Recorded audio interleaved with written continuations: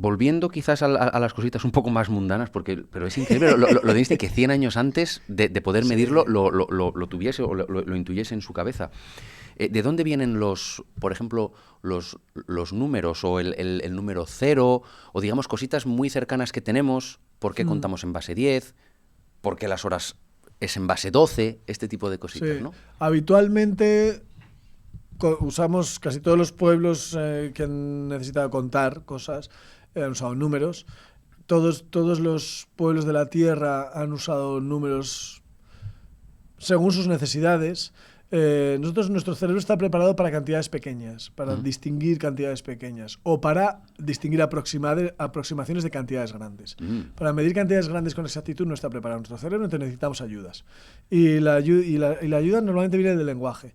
Y entonces de ahí surgen los sistemas de numéricos, ¿no? Entonces el más habitual son sistemas de base 10, porque casi todo el mundo tenemos 10 dedos y viene por ahí. Ah, qué bueno. Hay muchos que están basados en la física. Hay algunos pueblos que tienen sistemas en base 5, también por los dedos, Claro. o en base 20. Los mayas, por ejemplo, tenían un sistema en base 20, pero tenemos 10 dedos en la mano y 10 en los pies. O podemos tener estos dedos y cada uno de ellos tener subido o bajado. Entonces, los sistemas en base 20 también han sido muy comunes. Y luego están los sistemas en base 12 o 60, que utilizaron los sumerios.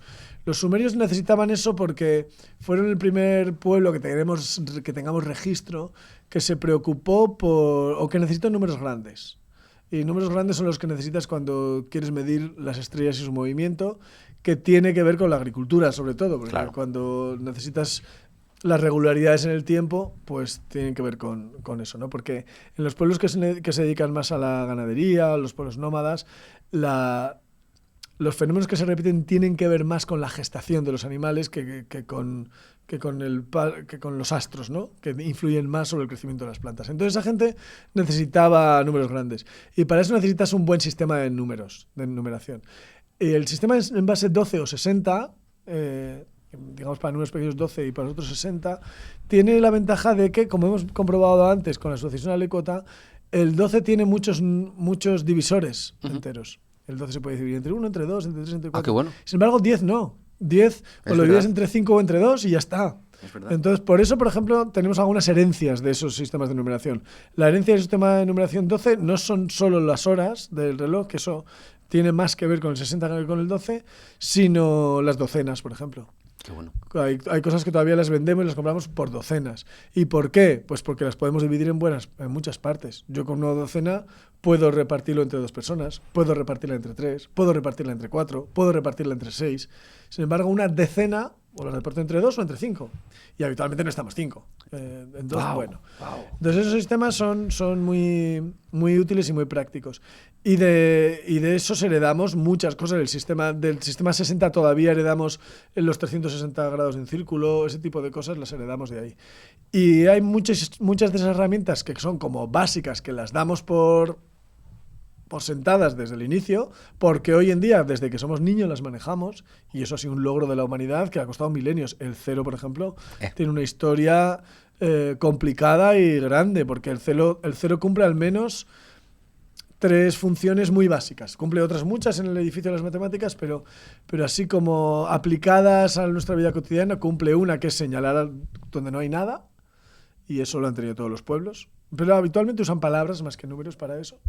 Los romanos, por ejemplo, decían nula, ¿no? Es algún sitio donde no hay nada. Claro, no existía el cero en la numeración romana. No existía Qué ni curioso, tan avanzados para otras cosas y no... Bueno, y los griegos. Las matemáticas griegas no tenían cero, ni números negativos. ¿Ves? Esas son las cosas que dices tú que nos quitan el contexto. Sí. No nos han explicado que los romanos y los griegos no tenían el número cero. O sea, lo que hicieron los griegos es una barbaridad. O sea, la cantidad de matemáticas que desarrolló esa gente sin número cero y sin número negativo es increíble. Ellos hicieron parte de cosas un poquito de teoría de números, pero sobre todo la explicación que tiene esto es que casi toda la matemática griega es una matemática geométrica. Ellos se preocupaban de longitudes y cantidades. Y en longitudes y cantidades el cero y los negativos no son nada importantes. Porque todo va a ser positivo. Claro, todo es algo. Todo va a ser aunque sea poco, pero... Entonces, esa es la primera función que ocupa el cero, ¿no? El decir, bueno, donde no hay nada. Otra función es lo que decíamos de los sistemas numéricos. Cuando tú necesitas números grandes y hacer sumas grandes y complejas y tal, necesitas un sistema numérico bueno. Y un sistema numérico bueno es posicional. Un sistema posicional quiere decir que tengo unos cuantos símbolos, a los que llamamos cifras habitualmente, nosotros manejamos del 0 al 9, ¿no?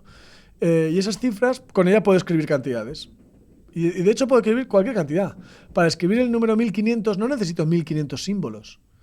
Me vale con los 10 que tengo, habitualmente puedo escribir cualquier cantidad. Entonces, por ejemplo, y el valor de un símbolo depende de su posición, por eso decimos que son posicionales. Claro, wow. Por ejemplo, en el número 202 hay dos símbolos que se repiten, que son el 2. Uno de ellos indica 2 unidades y otro indica 200 unidades. Y eso depende exclusivamente de su posición.